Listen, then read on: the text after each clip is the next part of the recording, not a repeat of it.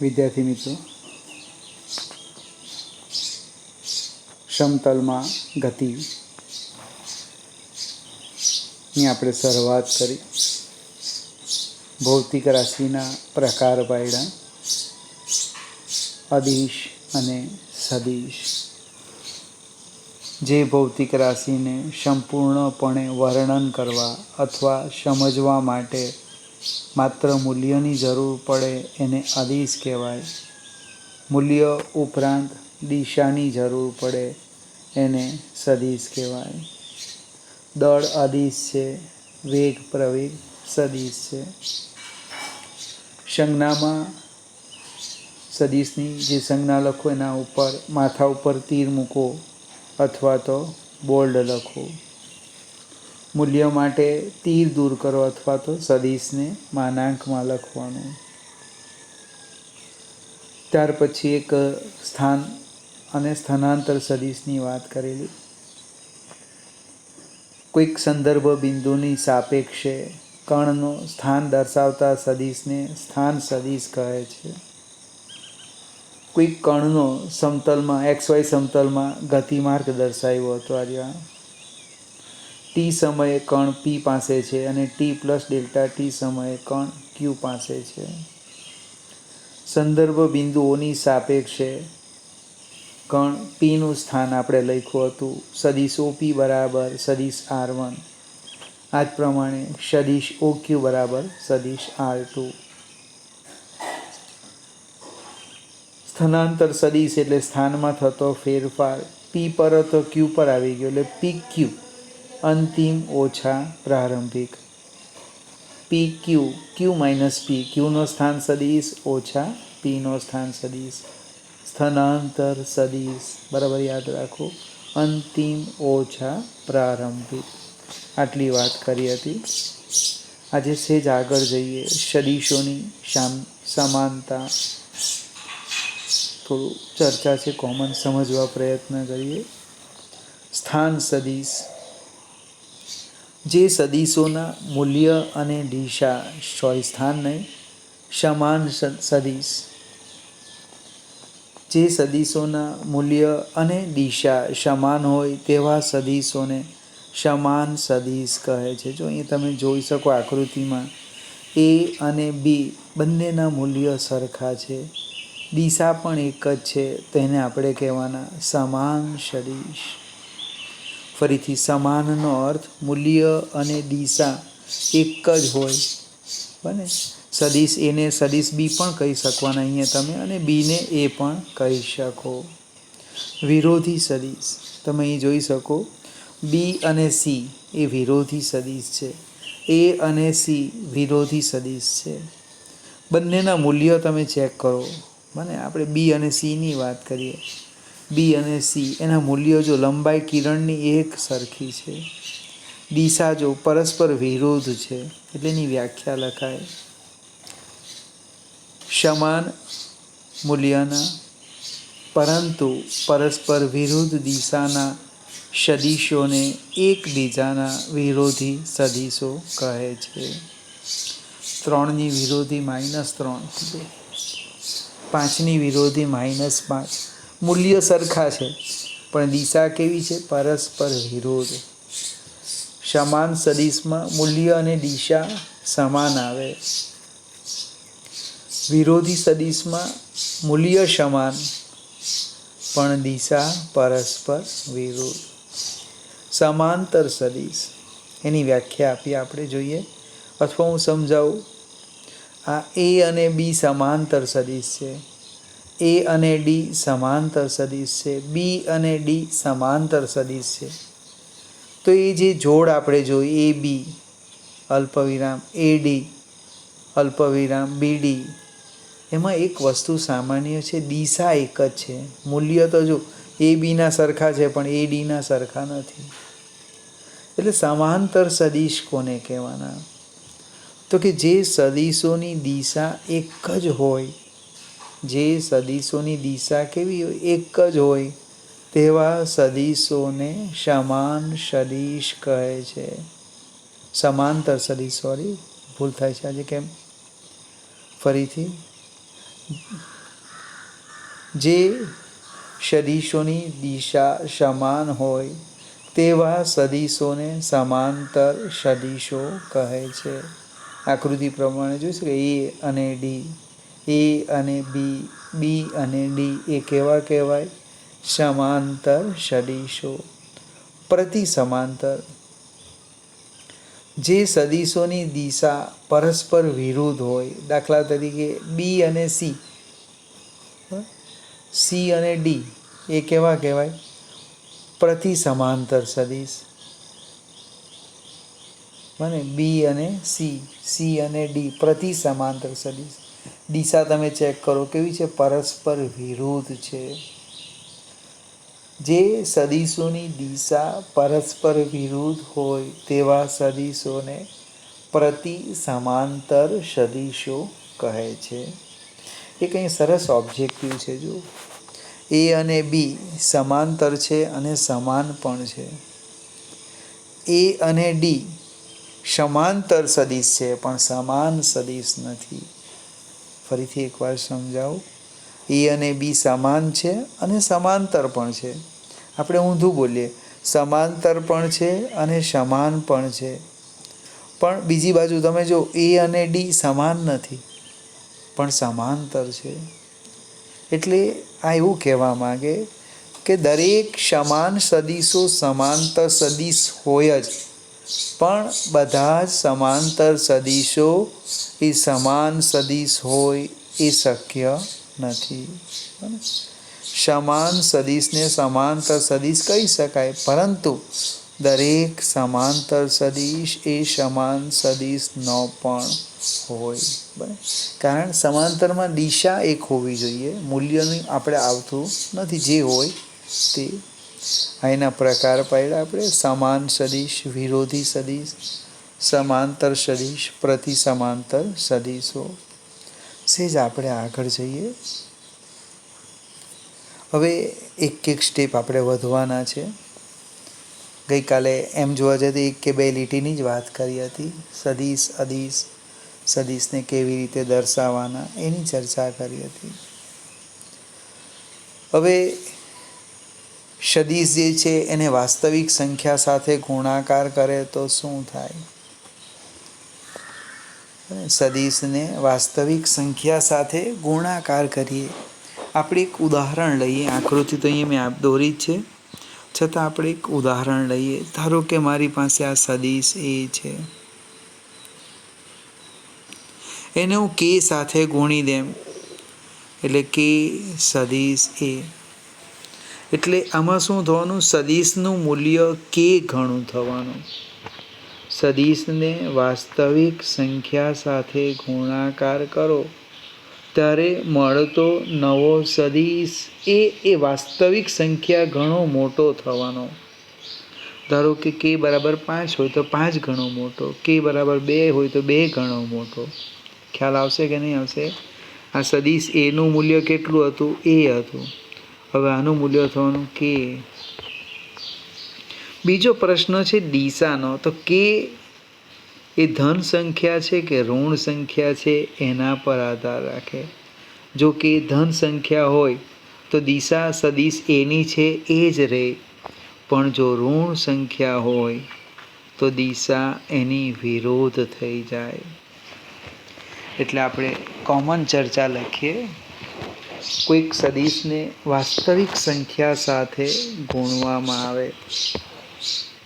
દાખલા તરીકે કે લખ્યું છે તો નવા સદીશનું મૂલ્ય કે ગણું. અને જો કે ધન હોય તો તેની દિશા એની દિશામાં હોય. સદીશ એને ઋણ સંખ્યા કે સાથે ગુણવામાં આવે તો નવા સદીશનું મૂલ્ય કે ગણું અને તેની દિશા સદીશ એની વિરુદ્ધ દિશામાં હોય. આપણે આકૃતિ 1 અને 2 આપેલી છે. કેની જગ્યાએ મેં સંખ્યા લીધી છે 2, અને આના કરતાં આનું મૂલ્ય મેં જરાક બમણું બતાવ્યું, એવો પ્રયત્ન કર્યો છે બતાવવા માટે. આના કરતાં આનું મૂલ્ય બમણું, પણ દિશા જોઈ લો. દિશા કેવી છે? વિરુદ્ધ થઈ ગઈ. અહીં એક જ દિશા છે. વાસ્તવિક સંખ્યા સાથે સદિશનો ગુણાકાર. મને ગુણાકાર કરવાથી શું થાય? સદિશનું મૂલ્ય એ વાસ્તવિક સંખ્યા ઘણું વધે. દિશા માટે શું જોવાના? એ સંખ્યા ધન છે કે ઋણ? જો ધન હોય તો દિશા બદલાતી નથી, પણ ઋણ હોય તો દિશા વિરુદ્ધ થઈ જાય છે. આગળ જઈએ.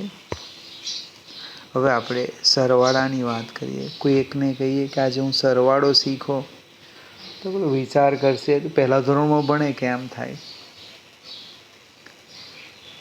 પણ એટલો સરળ નથી. સદીશોનો સરવાળો કરવાના આપણે. સદીશોનો સરવાળો બે રીત છે, એક આલેખની રીત અને એક બેઝિક રીત. આલેખની રીતમાં બે પ્રકાર છે, ત્રિકોણની રીત અને બીજું સમાંતર બાજુ ચતુષ્કોણની રીત. પેલા ગણિતવાળા એન્જિનિયરિંગમાં જાય તેને આ વધારે કામ લાગે. કામ તો બધાને જ લાગે, પણ જેણે સદિશ સાથે કામ કરવાનું હોય એને સૌથી વધારે ઉપયોગી આ. કોઈક મશીન ઉપર 4-5 બળ લાગતા હોય અને પૂછે પરિણામી બળ કેટલું, તો ભાઈ એનો સરવાળો અદિશની જેમ નહીં થાય. અદિશનો સરવાળો સમજાવું. ધારો કે તમે બજારમાં શાકભાજી લેવા જાઓ અને તમારી પાસે જે બેગ છે એમાં તમે 1 કિલોગ્રામ કાંદા મૂકો, 1 કિલોગ્રામ રીંગણ મૂકો, 1 કિલોગ્રામ એક્સ લેવો, 1 કિલોગ્રામ વાય લેવો. પછી વિચાર આવે ભાઈ કેટલું દળ થયું, તો બધાનો સરવાળો કરો એટલે આવી જાય. એને દિશા સાથે લેવા દેવા નથી. પણ બળની વાત કરો તો એ શક્ય નથી. એ જ આપણે શીખવાનું છે. હવે આપણે શરૂઆત કરીશું આલેખની રીત. એમાં પણ પહેલાં જોઈએ ત્રિકોણની રીત. પહેલાં તો આટલું જ વિચારવાનું. સદિશોનો સરવાળો બે રીત, આલેખની રીત અને બેઝિક રીત. આલેખની રીતમાં ખરેખર આલેખ લેવો તો બહુ જ સરળ રહે. આલેખની રીતમાં આપણે બે પ્રકાર પાડવાના, એક ત્રિકોણની રીત અને બીજું સમાંતર બાજુ ચતુષ્કોણની રીત.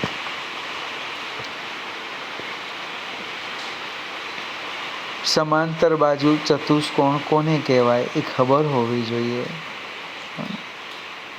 હવે તમને ખબર છે કે નથી તો ક્લાસમાં હોય તો જ મને બી ખબર પડે, તમારો ફેસ જોઈને. હમણાં હું તમને જોઈ શકતો નથી એટલે સ્વીકારી લે, દરેકને ખ્યાલ હશે.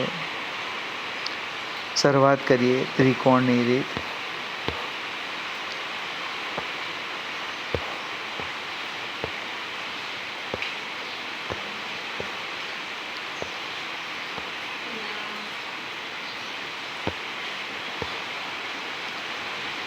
અહીંયા એક આ સદિશ એ છે અને આ સદિશ બી છે, એટલે આપણે શરૂઆત કરીએ ત્રિકોણની રીત માટે. આકૃતિ એ અને આપણે એ નામ આપીએ, અથવા તો 1 અને આને 2 આપીએ અથવા બી. આ સદિશ એ છે, અહીંયા થોડુંક દબાઈ જાય છે. આ સદિશ એ આકૃતિમાં દર્શાવેલ સદિશ એ અને સદિશ બીનો ત્રિકોણની રીતે સરવાળો કરવો છે.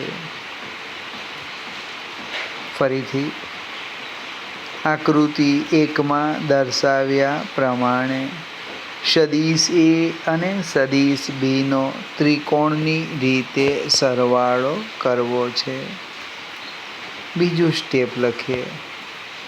સંદર્ભ બિંદુ ઓ નિશ્ચિત કરો. એટલે આપણે આ સંદર્ભ બિંદુ ઓ નિશ્ચિત કીધું. ત્યાર પછી આપણે લખવાના ઓથી સદીશ ઈના મૂલ્યનો અને એ જ દિશાનો સદીશ ઓપી દોરો. તો ફરીથી સમજાવો. સંદર્ભ બિંદુ ઓ નિશ્ચિત કરો એટલે કરી દીધું. બીજી લીટી લખી સંદર્ભ બિંદુ ઓથી સદીશ એના મૂલ્યનો અને એ જ દિશાનો સદીશ ઓપી દોરો. એનો અર્થ શું થાય? સદીશ એ અને સદીશ ઓપી સમાન સદીશો છે એટલે તરત લખાય સદીશ ઓપી બરાબર સદીશ એ. ફરીથી પહેલેથી સમજાવું. સદીશ એ અને સદીશ બીનો ત્રિકોણની રીતે સરવાળો કરવો છે. સંદર્ભ બિંદુ ઓ નિશ્ચિત કરો. ઓથી સદીશ એના મૂલ્યનો અને એ જ દિશાનો સદીશ ઓપી રચો અથવા દોરો. એટલે બંને સમાન સદીશ થવાના, મૂલ્ય પણ સરખું, દિશા પણ સમાન. એટલે તરત લખવાનું સદીશ ઓપી બરાબર સદીશ એ. હવે ઓપીમાં ઓ એ સદીશ એનું પૂછ કહેવાય અને પી એ સદીશ એનું શીર્ષ કહેવાય. તો સદીશ બીનું પૂછ સદીશ એના શીર્ષ પર રહે તે રીતે તેટલા જ મૂલ્યનો અને એ દિશાનો સદીશ પીક્યુ રચો. ફરીથી સદીશ બીનું પૂછ સદીશ એના શીર્ષ પર રહે તે રીતે તેટલા જ મૂલ્યનો અને એ જ દિશાનો સદીશ પીક્યુ રચો. એટલે કે સદીશ પીક્યુ બરાબર સદીશ બી બંને સરખા થવાના. છેલ્લી લીટી લખીએ. પહેલા સદીશનું પૂછ એટલે એનું પૂછ અને બીજા સદીશના શીર્ષને જોડતો રેખાખંડ OQ રચો. જે પરિણામી સદીશ R બરાબર સદીશ એ પ્લસ સદીશ બી દર્શાવે છે. R ફોર રિઝલ્ટન્ટ અને R ફોર રિઝલ્ટન્ટ. જોઈએ આપણે આ બધી ચર્ચા અહીંયા લખી છે. આકૃતિ 1માં દર્શાવેલ સદીશ એ બોલ્ડ એટલે સદીશ વાંચવાનો. સદીશ એ અને સદીશ બીનો સરવાળો ત્રિકોણની રીતે કરવો છે. બીજો પોઈન્ટ લખો. સંદર્ભ બિંદુ ઓ નક્કી કરો. સંદર્ભ બિંદુ ઓ નક્કી કરો. ઓથી સદીશ એના મૂલ્યનો અને એ જ દિશાનો સદીશ ઓપી રચો. એટલે તરત લખ્યું સદીશ એ બરાબર સદીશ ઓપી. ઓ અને પીને અનુક્રમે સદીશ એના પૂછ અને શીર્ષ કહે છે. સદીશ બીનું પૂછ સદીશ એના શીર્ષ પર રહે તે રીતે સદીશ બીના મૂલ્યનો અને એ જ દિશાનો સદીશ પીક્યુ રચો. એટલે કે બી બરાબર સદીશ બી બરાબર સદીશ પીક્યુ.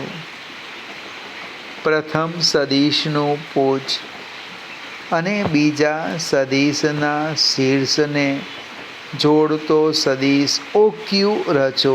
જે પરિણામી સદીશ એ પ્લસ સદીશ બી દર્શાવે છે. કોઈક વિચાર આટલી સરળ છે, એકદમ સાચું. હવે એને આપણે સમજવા પ્રયત્ન કરીએ કે ધારો કે સદીશ એનું મૂલ્ય હું 3 લેમ. બરાબર, સદીશ એ છે એનું મૂલ્ય 3 લઈએ. બીનું મૂલ્ય હું લેમ 5 લઈ લેમ. તો અદિશ સરવાળો કેટલો થાય? 8 થાય. 8 5 + 3 8.